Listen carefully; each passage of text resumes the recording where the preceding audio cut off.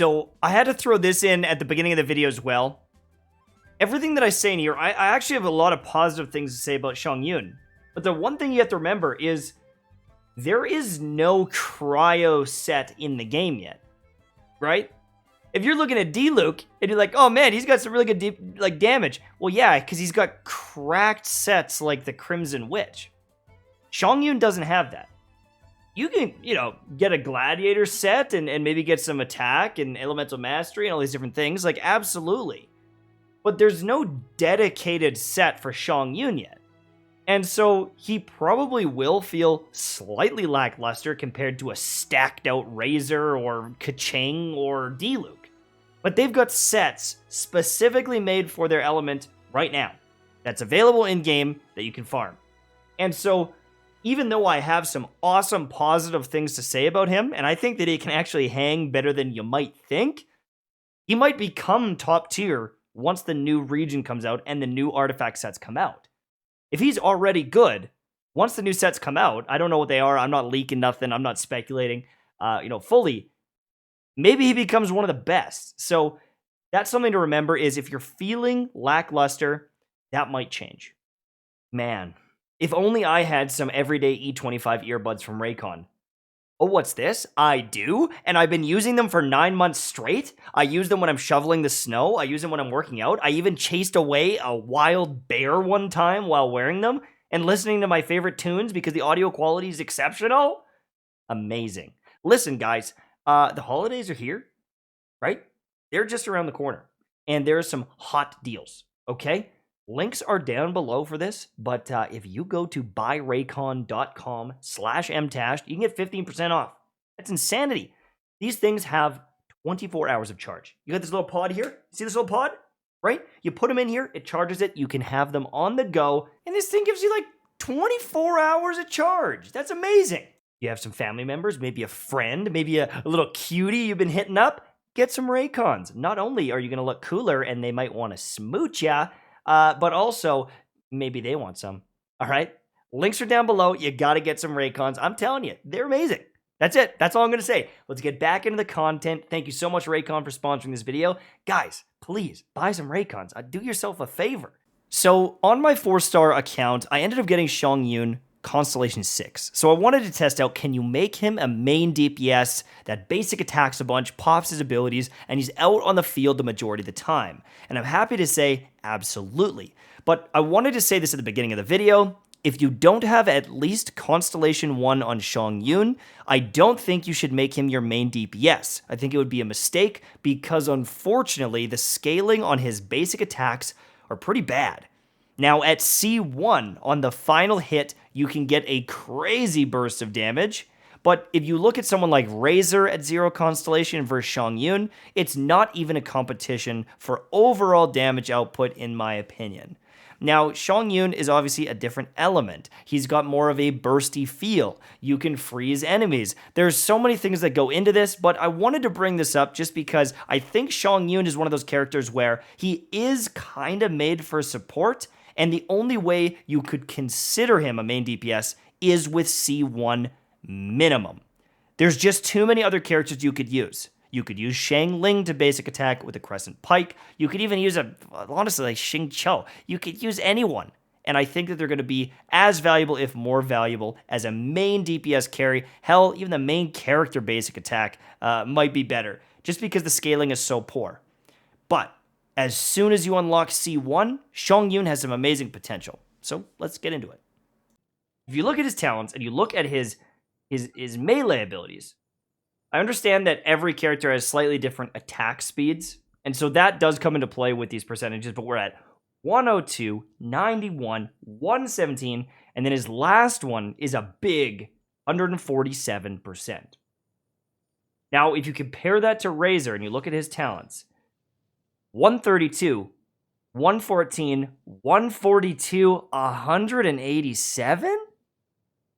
That means that if you are doing a full combo, you're going to get some really good percentages on those last couple hits, but also on his very first hit. If you're just running in and poking an enemy, you're going to get a nice hit of damage.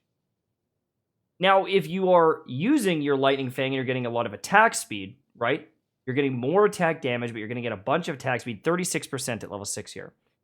That means you're going to most likely get to proc these a lot more often. And so if you look at Razor, another 4-star, as a physical damage dealer, or just let's say a basic attacker. We shouldn't say physical damage, but just like a basic attacker. Razor seems really, really appealing. But the thing with Xiangyun is if you get C1, this actually opens up quite a few doors here. And if you do have at least C1, I could see it happen. And I'm going to tell you why. So number one, when you get C1, this launches 3 blades on the final hit that do 50% of Xiangyun's attack as cryo damage. So this is kind of like, built-in elemental damage, which can cause melts or it can cause freezes. And he's got some pretty damn good AoE.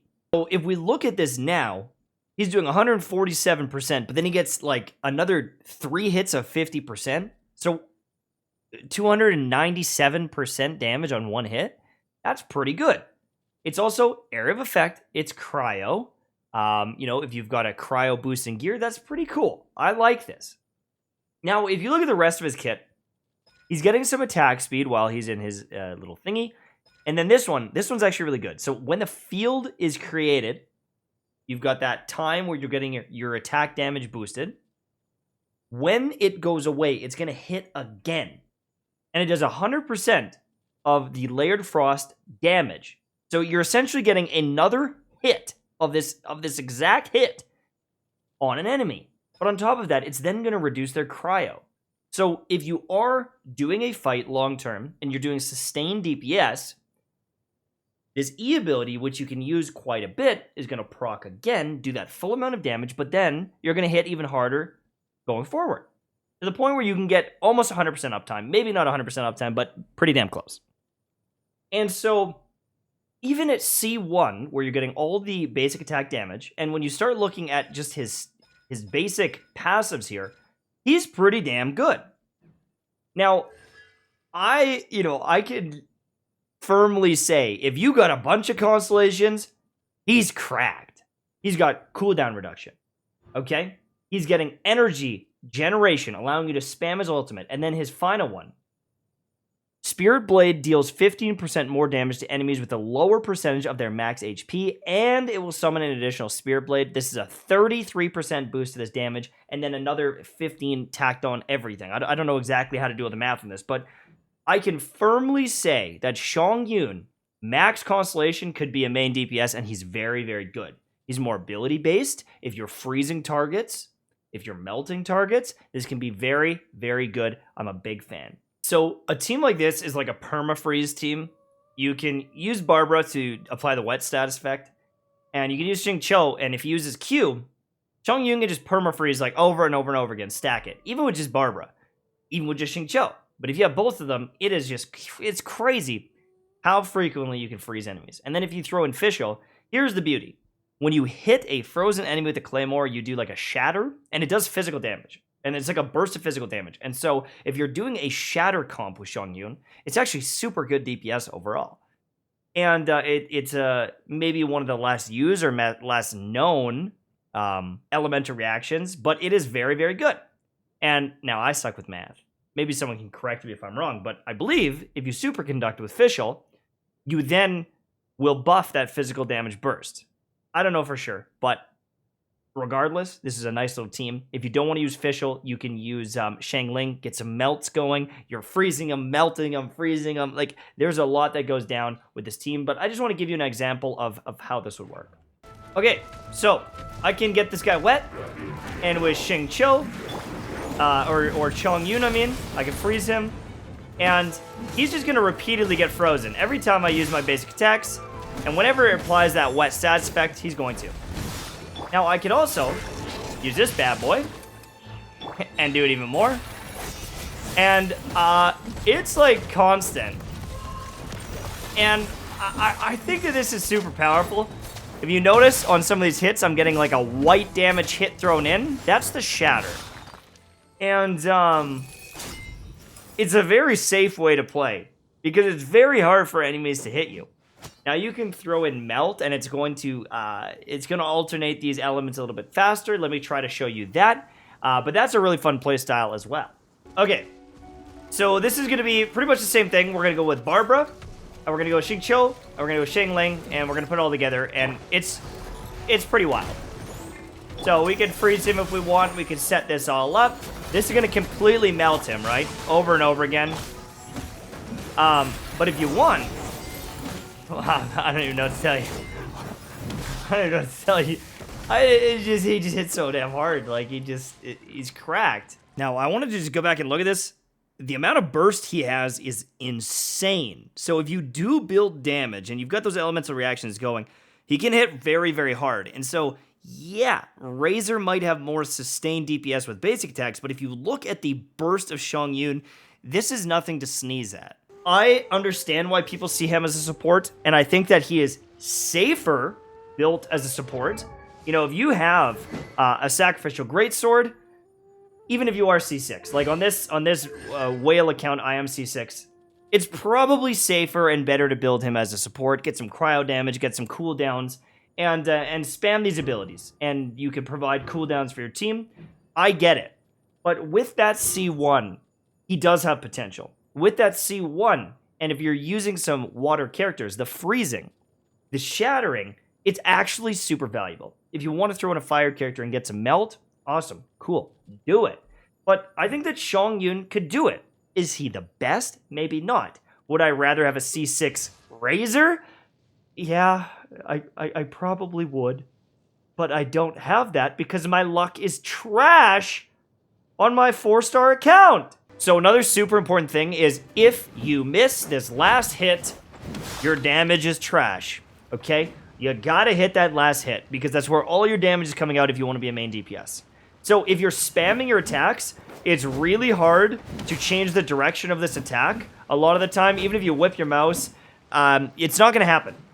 So what you can do is if you just tap, you're still gonna keep your combo going, but it's gonna allow you to change directions much easier. And you need to do this if enemies start repositioning, because if you miss that hit, he feels awful. Like, absolutely terrible. And you do have a little bit of time in between. I don't know about doing it on like a phone. It might be a little bit harder, but you can definitely do that. You got to master that, because that last hit is the bread and butter. It's got to land. Overall, I think that Xiangyun is a great little DPS, and Shatter Comp is probably the way to go. I think that there's some characters that might come online a little bit sooner, like Razor, and you kind of need C1 or else I would never make him a main DPS. Without C1, I would not even consider it. But if you do get a Constellation, he could actually out DPS a lot of people, or at least just be super fun to play. I'm telling you, slamming around on these attacks, dude, it feels really good. That's all I'm going to say. You can make him a main DPS. If you love Xiangyun, don't be too afraid. Just make sure that you're building right. Make sure you're building a lot of cryo damage in his kit on his cup. Make sure you're getting as much attack as you can. And if you could support him with water characters, I think that that would probably be best. Thank you so much for watching. I hope you enjoyed, and I will see you soon, my friends. Bye-bye.